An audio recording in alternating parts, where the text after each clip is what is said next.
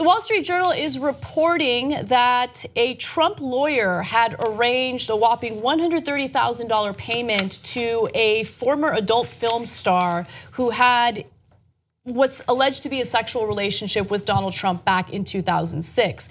Now, this payment was meant to be hush money. However, Donald Trump's camp, the administration, is completely denying it. They're saying this is old news, it's completely false. We'll give you the details and you can decide for yourself. Now, again, this was reported by the Wall Street Journal. Wall Street Journal, at least its editorial board, has been rather pleasant to Donald Trump. So this isn't, some liberal news organization trying to mess up Trump's administration. But apparently there were leakers, I don't know exactly how many, who spoke on the condition of anonymity. These are individuals who knew about the deal that took place, who knew about the payment and settlement that took place, and here are the details that we know so far. Michael Cohen, who spent nearly a decade as a top attorney at the Trump Organization, arranged this payment to the tune of $130,000 to the woman, Stephanie Clifford, in October of 2016, after her lawyer negotiated the non-disclosure agreement with Mr. Cohen. The alleged relationship took place back in 2006. And in an effort to squash any opportunity that she might have to go public with this information, they decided to allegedly pay her this money, this hush money, very close to the election, 1 month before the election. So her stage name is Stormy Daniels, and according to the Wall Street Journal, Stormy Daniels has privately alleged the encounter with Mr. Trump took place after they met at a July 2006 celebrity golf tournament in Lake Tahoe. Trump actually had married Melania Trump in 2005, and this alleged relationship occurred soon after she gave birth to their son. Mr. Cohen didn't address the $130,000 payment, but said of the alleged sexual encounter that, quote, President Trump once again vehemently denies any such occurrence, as has Ms. Daniels.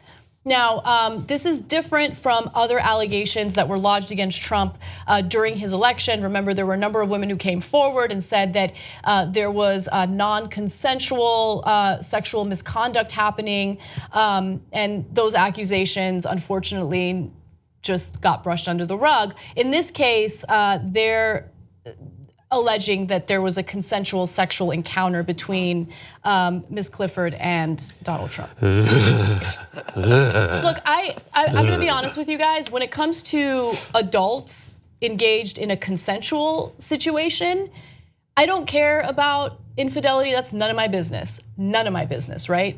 If it's not impacting me in any way, why should I care? Why should I get involved? But for me, the reason why this is relevant is because there seems to be a pattern, right, of let me pay this person off, hush money, hush money.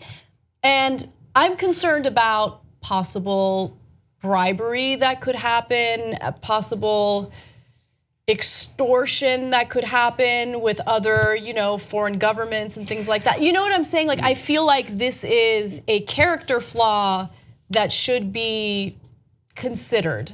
Well, wasn't this also something that he held against Hillary Clinton for Bill Clinton's adventures? Yeah. And he accused him of extortion and giving hush money to other women that he was in consensual relationships with as well. So again, this comes calling back the same thing that he accuses somebody else he himself has done before. So I think that to me is, the most mind the hypocrisy and the projection. And it's become so commonplace with Trump and this administration that when hypocrisy happens, I mean, we're desensitized to it. They have normalized it. And so yeah, you're right. I remember, during the election, the stuff going around regarding Bill Clinton being a rapist. Mind you, not soon after that, there were the accusations against Trump and the sexual misconduct. There was the Access Hollywood tape where he bragged about groping women.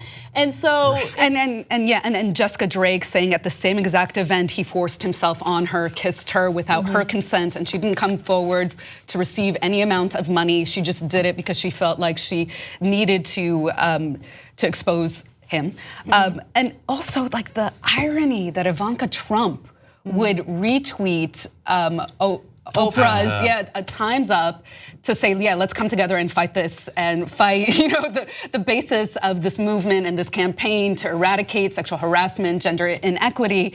She could just turn her head and find the first person to start prosecuting. I don't know why Ivanka Trump keeps putting herself in that situation, because is it because she lacks any and all self-awareness? I don't know, but I feel like, much like her father, she doesn't stop to think about the ramifications or the response that she's gonna get in regard to those types of tweets.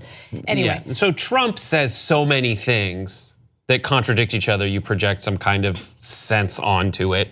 Ivanka says so little that you project some kind of cohesive meaning to it all. Like, that's what I feel. I have no idea what she's like. I wanna like her because I need someone in that family who's a voice of reason for my own sanity.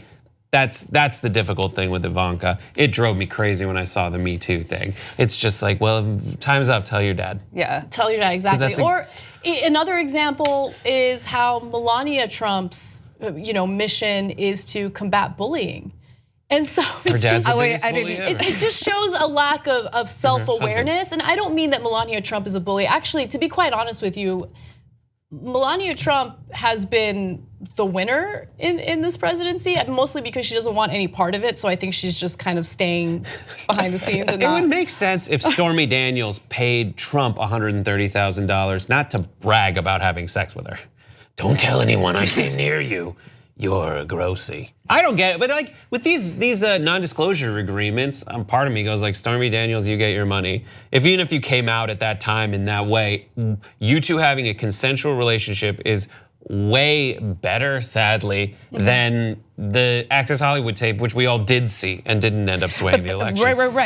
But there's no reason out there. Right, but then you have to ask yourself, why did his lawyer, who calls himself I'm the Mr. Fix-It guy, decide that it was imperative to pay her off, and to pay her off that amount a month before the election? What type of tidal wave that could start, right? I mean, because she knows if he likes the pee-pee. Oh, geez. Okay. Just saying, I don't know. It's just it's such a mess. I want to stop with the visuals on this one. If you like this video, bless your heart. We got a lot more where that came from. We do a full show every day, Monday through Friday. Come enjoy it ad-free by becoming a member. tytnetwork.com/join.